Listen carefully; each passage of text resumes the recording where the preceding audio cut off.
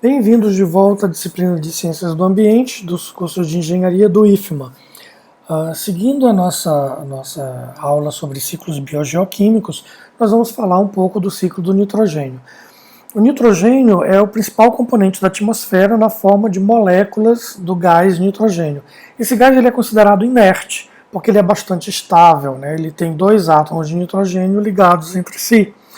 Entretanto, existem situações em que ele reage. Por exemplo, na própria atmosfera, quando a gente tem relâmpagos, descargas elétricas, esse nitrogênio se combina com o hidrogênio da atmosfera e forma, né, o oxigênio e o hidrogênio, e forma aí ácido nítrico, né, nitrato, nitrito, que acaba vindo na chuva e sendo absorvidos pelo solo.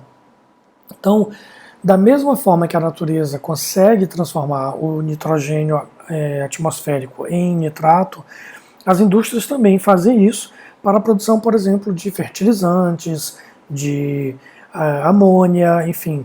Então é possível, né, que os processos industriais retirem nitrogênio da atmosfera para produzir compostos que contenham esse nitrogênio de interesse econômico. Além disso, os organismos vivos também têm a habilidade de absorver esse nitrogênio, né? Por exemplo, os fotossintetizantes usam nitrato, nitrito como nutrientes para a produção de biomassa, principalmente de proteínas. As proteínas são formadas de aminoácidos, então a gente precisa do nitrogênio para formar esses aminoácidos que vão, né, se ligar entre eles e formar aí as proteínas, as enzimas e assim por diante. Então, alguns organismos, alguns fungos, eles também participam desse processo de fixação do nitrogênio, né, transformando aí, as bactérias, né, algumas bactérias transformam o nitrogênio da atmosfera em nitrato, e essas bactérias elas estão associadas principalmente a leguminosas. É muito comum quando a gente tem plantio de grandes culturas, né, monoculturas, a gente fazer rotação de culturas e adicionar aí em algum momento leguminosas, quer seja feijão, soja, para enriquecer o solo com essas bactérias que são nitrificantes. Também as gramíneas têm uma associação com alguns organismos que fazem a fixação de nitrogênio. Os fungos que eu comecei a falar antes e algumas bactérias, eles funcionam como decompositores. Então eles retiram o nitrogênio das fezes, da urina, dos cadáveres e transformam isso em amônia, ou amônio, né, que é a forma iônica, que também vai ser utilizado por outros organismos vivos como nutrientes. Então, algumas outras bactérias estão envolvidas nesse processo de nitrificação, por exemplo, convertendo amônia em ácido nitroso, ou seja, em nitrito, e depois esse nitrito é também transformado em nitrato.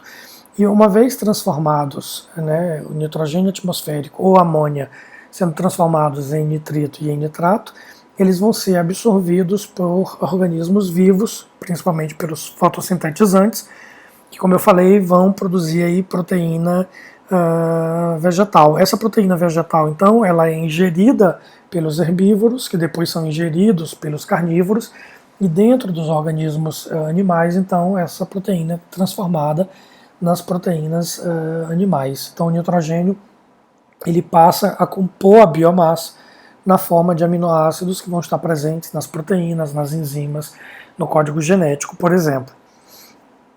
E também nós temos bactérias que são desnitrificantes, ou seja, bactérias que pegam o nitrato, o nitrito que está em excesso no solo e transformam em nitrogênio gasoso e jogam de volta para a atmosfera.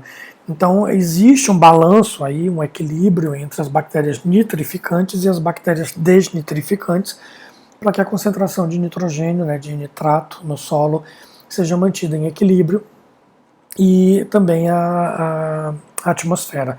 Então existe esse ciclo em que o nitrogênio ele parte da atmosfera para a água e para o solo, ou por meios de descargas elétricas que transformem esse nitrogênio, nitrato, nitrito e amônia, ou por parte de bactérias nitrificantes que transformam aí esse nitrogênio gasoso em nitrato e nitrito. E fungos e bactérias decompositores transformam as proteínas em amônio, por exemplo. Já as bactérias desnitrificantes transformam nitrato e nitrito em nitrogênio gasoso.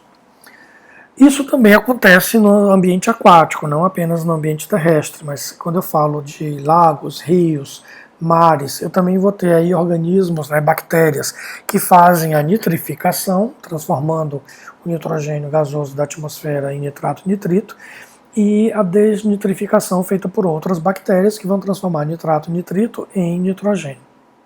Novamente, eu tenho organismos decompositores que pegam esse material orgânico e transforma em amônia ou em amônio, que é o NH4+, o íon amônio, que é depois transformado por outros organismos em nitrato e nitrito, entrando de volta no ciclo.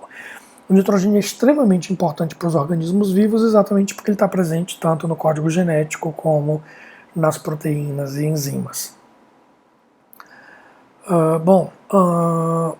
Só para a gente ter uma ideia dessa distribuição dos nitratos nos oceanos, a gente vai ver que existe muito mais nitrato perto da Antártica do que no Equador.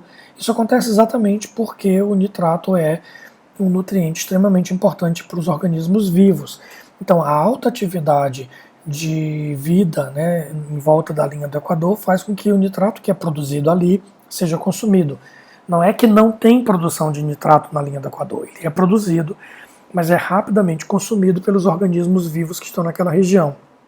Como a vida é mais rara, existem organismos vivos na Antártica, mas em menor quantidade do que nas regiões mais quentes. Então o consumo de nitrato é menor e a gente vai ter então concentrações muito maiores de nitrato próximo das regiões mais frias do globo. Bom, o fósforo, da mesma forma que o nitrato, ele é um nutriente extremamente importante para os organismos vivos, sendo que enquanto os nitratos são muito solúveis, os fosfatos são pouco solúveis. Então eles estão muito presentes na rocha, no solo, e pouco solúvel na água. Sendo assim, uma principal fonte de fósforo são os dejetos animais, tanto de peixes, pássaros, mamíferos, enfim. Então, os organismos retiram o fósforo do solo, os fotossintetizantes, passam a compor a sua biomassa com esse fósforo e os animais se alimentam dessa biomassa, transferindo fósforo para dentro dos seus organismos. Esse fósforo ele vai estar presente, por exemplo, na ATP e ADP. Vocês devem lembrar disso, vocês viram isso lá em biologia, no ensino médio, quando vocês viram como é que a gente transfere energia dentro do nosso corpo. A respiração celular, ela acumula energia na forma de ATP e depois a gente gasta essa energia transformando ATP em ADP. Então, para isso eu preciso de 3 fósforos na ATP e 2 fósforos na ADP. Cada molécula dessa, então, precisa desse fósforo para existir e nós precisamos dela para ter energia no nosso corpo. Então o fósforo é extremamente importante e ele vai estar encontrado principalmente nos depósitos minerais. A alta concentração de fósforo na água é um indício forte de contaminação fecal, quer seja de origem humana, quer seja de origem de animais. No caso dos silicatos, a gente não se dá conta, mas a terra, as rochas, elas também se movimentam, elas também têm o seu ciclo. Então os silicatos eles são extremamente importantes para alguns organismos, principalmente aquáticos. Eles vão estar presentes lá nas estruturas rígidas desses organismos e eles são retirados da água. Agora, como é que esses silicatos se formam? Como é que eles ciclam? Os sedimentos eles são depositados através de ventos, por exemplo, da erosão das rochas, das chuvas, que vai quebrando essa rocha e formando esses sedimentos. Os sedimentos vão se depositando uns sobre os outros e vão se compactando. E com o passar do tempo, essa compactação, essa pressão vai aumentando e ele vai formando rochas sedimentares, que são rochas que são como um pastel folhado, elas têm assim as camadinhas mais bem definidas. Com o aumento do tempo, o aumento da pressão, mais material se depositando em cima, o aprofundamento desse material, ele começa a sofrer reações químicas por causa da pressão e da temperatura, e essa rocha vira então uma rocha metamórfica. Se ela continua se aprofundando no solo, ela vai chegar até o manto e lá ela vai se fundir formando magma. Em uma próxima erupção vulcânica, por exemplo, ela é jogada para fora, ela aparece, né, ou em terremotos ou em erupções vulcânicas e se esfria, formando rochas magmáticas. Essas rochas magmáticas afloram, né, aparecem na superfície da crosta terrestre e sofrem de novo a ação, né, da chuva, do vento, do frio, do calor, e vão se quebrando, formando de novo sedimentos pequenos, né, grãos de areia, que vão se depositando e formando de novo as rochas sedimentares. Então existe um ciclo também para a liberação, para a disponibilização desses silicatos e para a formação do substrato do solo. Aqui é só para ter uma ideia da distribuição de silicatos nos oceanos. A gente vê a mesma coisa que acontece nos nitratos. A gente vai ter muito mais silicato perto da Antártica do que na linha do Equador, exatamente porque eles são muito mais usados, onde tem muito mais organismos vivos. No caso do enxofre, ele também está presente nas rochas, ele está muito presente nas erupções vulcânicas, onde ele é emitido na forma de gás sulfídrico, ácido sulfúrico, óxidos de enxofre.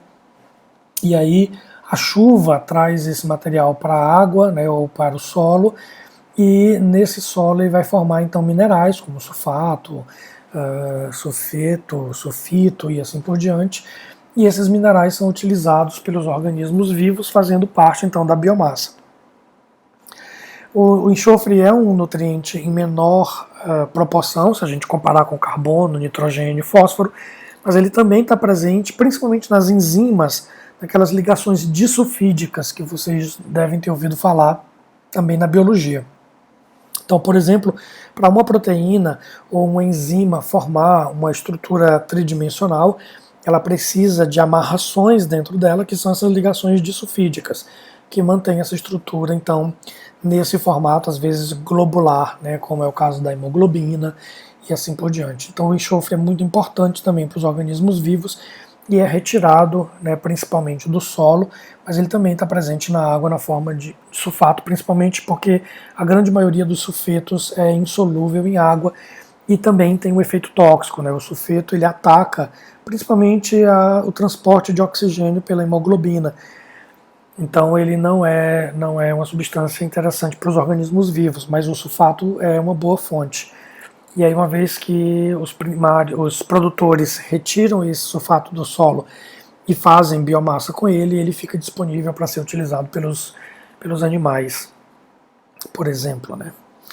E o oxigênio é mais óbvio, né? A gente respira oxigênio, ele está presente na produção de vários sais, ele está presente na respiração celular, ele está presente no transporte de energia dentro das células, e ele é obtido pela respiração principalmente, e a gente emite gás carbônico, que na fotossíntese os produtores transformam esse gás carbônico em oxigênio.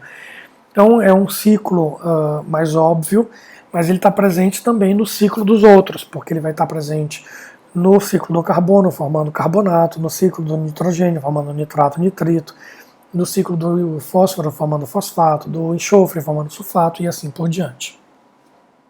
Bom, existem ciclos para uma infinidade de outros elementos químicos que são utilizados pelos organismos vivos, mas eu selecionei esses porque são os majoritários, são os que a gente utiliza mais, e que na nossa prática como profissionais nas indústrias, a gente acaba afetando muito esses ciclos quando a gente retira matéria-prima, quando a gente queima combustíveis fósseis para a produção de energia na nossa matriz energética, enfim, várias atividades nossas no dia a dia afetam esse ciclo de forma negativa e a gente tem que pensar nisso ao planejar as nossas atividades. Continue os estudos e qualquer dúvida coloquem lá no ambiente virtual de aprendizagem.